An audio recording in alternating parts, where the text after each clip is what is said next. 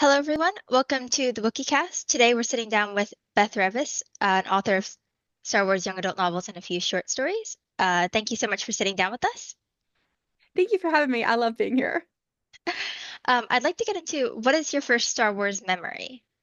Oh, my first Star Wars memory, it's got to be Return of the Jedi. My parents videotaped all of the movies when they came on television, so I still remember like the exact points where there were commercial breaks and like the Domino's Noid would come out. So watching that with my brother and then going outside with like PVC pipes that we pretended were lightsabers and just like whacking each other is classic. What was the first one that you saw in theaters? I did not get to see a movie in theaters until The Phantom Menace, actually. I was in high school, I think, or late junior high. So I didn't really get a chance to see them until then. And then the Clone Wars, the cartoon series came out in the films, and that one I was obsessed about. I watched that one over and over again. The the flat animation one, as opposed to the yeah. Um, and I was curious if you could write about any Star Wars character in the future. Do you have any ideas of stuff you'd like to explore?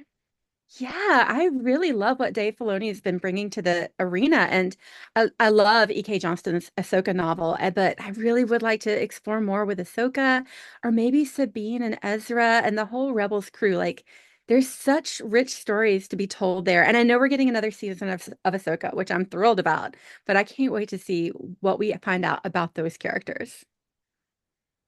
So your upcoming release is Someone Who Loves You, and it's set during the beginning of The Princess and the Scoundrel. What was the adaptation process like? Because it is a bit more of a condensed format. It was really, really different. I had written picture books before, but I had never written like one that got published. And so figuring out the right way to tell that story and make it good for children, but also good for the adults who are going to be reading it to the children was a really big challenge. And I wanted to make something that would really resonate with the young viewers because I have a kid of my own. And so it was thrilling to be able to like loop him in and test story ideas on him because he loves Star Wars.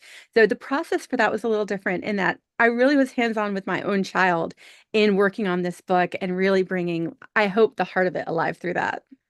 That is an interesting thing about the themes in The Princess and the Scoundrel, because there's love, hope, but then they're also still in the middle of a war. And I think a lot of people assume that the war ended at Endor, and it didn't. No. Um, so was there any inspiration that you took for the like pivotal moment? Just like what inspired you to pick that specific moment to have the picture book rather than um I don't know, anything else in the book? I think that was because that's the moment of joy. And really the reason why they fight the war is to reclaim their joy and to have peace. And like all of that happens when you win a war. You get the peace and you get equality and things like that. But the hope is that it will become joy. And so having a wedding set right in the midst of this huge monumental battle with so much loss of life really allows you to take a moment of breath and remind yourself of what you need to fight for. And as Rose said, it's not fighting against something, it's fighting for what you love. And so you have to show that love sometimes. I did appreciate the emotional struggle that Leia had with celebrating during this time because she understands the gravity of it. If she was too nonchalant about it, it would have been disrespectful almost. Yeah. Yeah, Um, nobody understands the loss of life more than Leia. I mean, she watched Alderaan blow up. She knows. but that's another point, is that book is set during a pretty tight time frame. I think it's 20 days or something like that. So what was it like navigating existing canon? Because there's the Shattered Empire comics just at the beginning there. Yeah, when Um, I first heard about the pitch of this book and where it was going to be set, I was like, but what about Shattered Empire? Like, what about that comic? Because it picks up immediately. And I was able to weave in some of those traits of it. Like Han's mission is mentioned of where they're going to go next and how tight of a timeline it is. And it did actually, I think, make a lot of sense. Like, we know from history in World War II, like there were a lot of rush marriages and a lot of situations like this. And it makes sense for Leia to do it this way and for Leia to also kind of turn it into a marketing PR moment of here's how we can accommodate that and show it for the rest of the galaxy to see as well. So I hope that it's realistic in the way that it's portrayed with that she really does love Han, but she is also very aware of the optics and very aware of the short timeline to fit in with everything because these characters have a lot of places to go. Nobody gets to sleep in Star Wars. yeah. I know one character, I think it was Alicia Beck, also appeared and she Yes. was introduced from somewhere else. I'm not exactly sure. Um, Mhm. so when you were researching the Halcyon, how did that go? Because there's a lot of in-universe parks. Did you visit the attraction while it was still open? I actually wrote the entire book before it was open at all. Oh. And it was really intimidating. I got to have a lot of almost like schematics and blueprints and the floor plans to know everything. But obviously, like I couldn't physically be in there and get the spatial idea of what it felt like. And there were certain things that I definitely got wrong. But I worked really, really closely with the people in Lucasfilm Story Group and the developers of the Halcyon. And we had so many fact checkers. So when I said that they're like Han walks across the metal floor, like 15 people would comment, that floor is not metal. So I knew immediately to change things like that. But then after the book came out, I actually did get a chance to go sort of behind the scenes for just a few hours. I didn't get to stay the whole time, but sort of behind the scenes and see what it was like. And it really, really seemed like such a magical experience. Yeah, I was curious about that because there's obviously a lot of the locations mentioned. They have a secret little spot game back there, and they have the bar. Mhm. Um, but yeah, it's a pretty complicated location to get right. And I know some of the Galaxy's Edge authors also dealt with the same thing. It's like, no, there's not bullet holes in that wall anymore. It was kind of fun though because they ended up having the media day like happen before the book came out, and there's a scene where Han carves Leia's initials into the engineering room, a pillar in the engineering room, and that scene only exists because media people went to the Halcyon on that launch week, took pictures of it, and said, "Hey, do you know this is here?" And I was like, "No, I didn't know it," and so I had to write that really quickly and like insert another page to put that in the book. Hmm. Um, you also had a chance to explore some new locations that you were creating. So there's the moon called Madurs. What were some of the inspirations for the moon's culture? Because they have a really interesting, like, we want help, but we don't want help sort of Yes. thing going on. They do definitely want to be a little bit more independent and not necessarily join the Republic. But Madure's was a really, really fun one for me to write. I wanted to play off Hoth because to me, Hoth was where Han and Leia really start to actually fall in love. Like they're flirting before that, but I really see Hoth as the turning point of Leia being like, oh, this guy is going to come back. And this is actually where the love blossoms.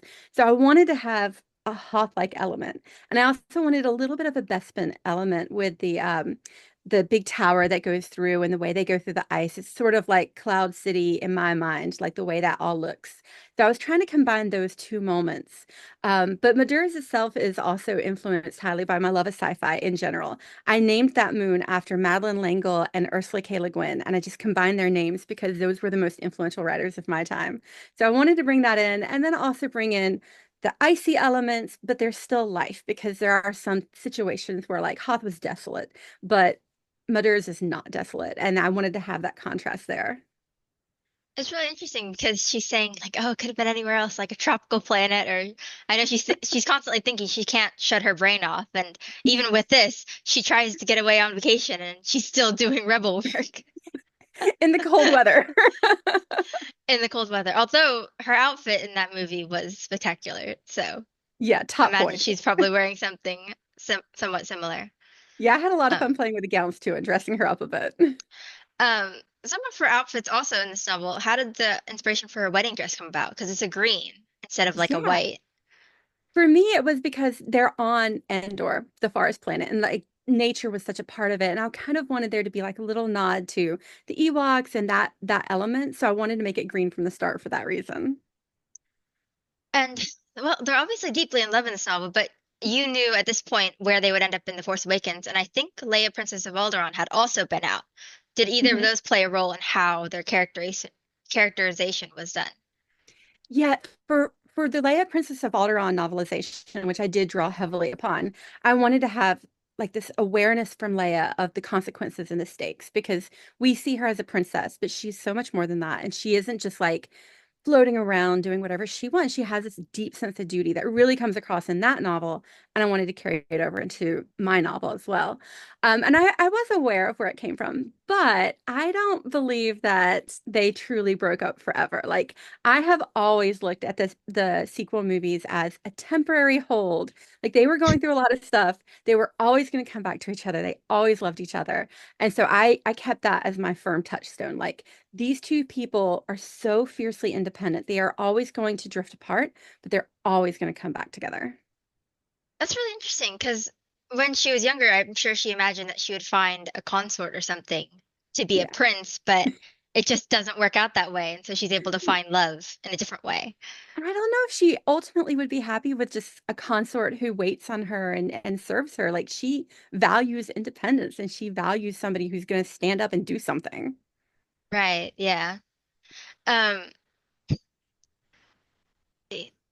so there's some other characters that kind of show up. We see the captain of the Halcyon, and we see several other like locations in there. Were there any other Easter eggs that you enjoyed sneaking into the book that you named after family and friends? We'd love to add these things to Wikipedia. So, Oh, I do. Yeah. So one of the main people on Madurs, his name is Jens, and he is named after a dear family member who actually got me into a lot of the Star Wars Legends novels. And when he passed away, I got his entire Star Wars collection and all of the novels. I think I have almost everyone. I'm missing like three out of my collection from the Legends series.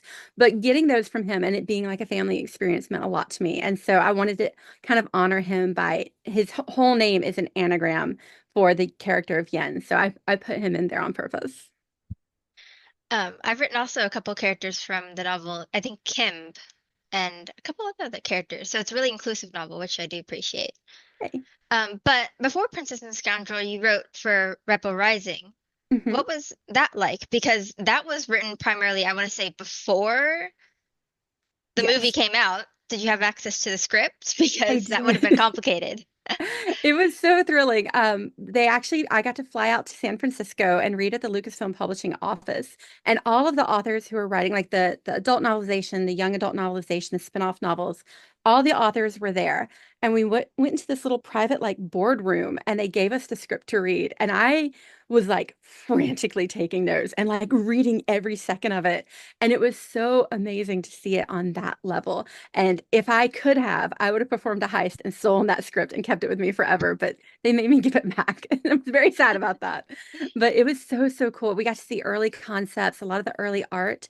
But everything I did came before the movie. And the book was actually done and like in the can and printed. It hadn't been released yet, but it was printed by the first time I got to see the movie. And there was one particular line where Jin is abandoned, and she says she was abandoned in a bunker. And I went back and forth with my editors, and I was like, it's in the script, and they're going to say this line, but I don't know how to describe it because there wasn't any other background on it. And we ended up kind of winging it. And I remember when I watched the movie for the very first time, I was sitting beside my husband, and like I was waiting for that line and knew that line was coming. I'm on the edge of my seat, and they don't say the line. It got cut from the movie. Do you know if it made it into any of the novelizations, or was It it made it like to fully cut? mine. Okay. I mean, I it's need to still go back canon and then. check. Yeah. But that would have been pretty interesting because obviously Saw is such a rough figure and she's so young. How did that play into it? Because obviously it's leading up to her eventual abandonment, but they were close for a Yeah, time. they were really close. It was really a matter of backtracking. It was almost like writing a biography of somebody who I had the script was like the documents of this person, and I had to piece together what their life would have been like and what psychologically they would have been going through. So it was a lot of like really it felt like writing a biography, and that I just had these facts and these details that I had to weave together into a story. And I really, really played on Saw. I love Saw ever since the Clone Wars. And thinking of where he came from and what kind of a person he would become with that background of his sister Stila being murdered in front of him, all of that element sort of tied together into this somewhat toxic but somewhat healing trauma relationship between these two characters. I do enjoy that he's appeared in Andor, for instance. Probably going to see him next season of Andor, so it's all I'm so tying excited. together. But yeah, he wasn't really equipped for a teenage girl, so to say. No, Um, or really compassion. He's not that's not a strong suit. yeah, for sure. You've also written two short stories that were in the From a Certain Point of View anthologies. Did you have any input on which characters you were picking for those? Yeah, so with the first one, I was kind of brought on late at the end, and there was a little bit like I kept like saying like, "What about this character? What about this character?" And they were all claimed. But I was really, really happy with what it ended up being, and being able to write for the first one I wrote at the boardroom scene with the missing chair. And I had always thought like ever since working on Rebel Rising, I thought, oh, that missing chair it's linked to Rogue One, and being able to put that in canon and put it in the story was just perfect. I was so thrilled that I got a chance to do that. And then in the second one I wrote for the Empire Strikes Back point of view, not anthology, being able to see Vader for the first time, because that's the first time most viewers of the original movie saw Vader, and that's the character who saw Vader. And so having the mask off and watching Vader take his mask off and see that moment of vulnerability, but also how twisted it becomes. That was I like being twisty. Um, yeah, for sure. Did what do you have a favorite original trilogy movie, or are they all so near and dear to you? I I mean, it's really Return of the Jedi. Like I love them all, but the Ewoks got me as a kid, and like that went like from I like these movies to I love these movies. I do see a copy of Someone Who Loves You on the shelf behind you, so Yes. is It's is my that the baby. rest of your Star Wars collection? No, I have those, and I have a little bit. It's going to be a little hard to see. I have a whole shelf here Oh of wow. all of the legends and everything else. Um, well, do you have any other upcoming projects to keep up on that are coming out I have soon? so many books coming out. Nothing currently in the work for Star Wars, but even if I did, I couldn't say anything. But most recently, I'm always like, I'll write anything for Star Wars. I love them. I most recently had a novella come out called Full Speed to a Crash Landing. If you like Dr. Aphra, I think you're going to like this series because it is a morally gray character who is out doing heist in space and cons, and I love it so much. It's a lot of fun to write. There's going to be three of them, and the next one is out on Tuesday. And then what platforms should people look to keep up with you and your work? Yeah, I am on Threads at Beth Revis and Instagram on at Beth Revis. I'm also on TikTok at that Beth Revis, and you can find me at bethrevis.com where I keep everything up to date. All right. Well, Wikipedia, thanks you so much for sitting down with us. We really appreciate all the work you do. And a lot of us have written several of the characters introduced in your books. So, thank you so much. Thank you. I love you guys.